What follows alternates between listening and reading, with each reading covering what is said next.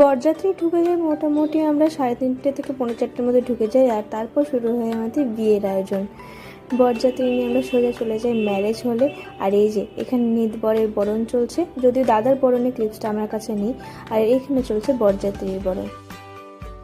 সেদিন লগ্নটা অনেক সুন্দর এবং লং ছিল বলে আমাদের এরকম তাড়াহুড়ো হয়নি।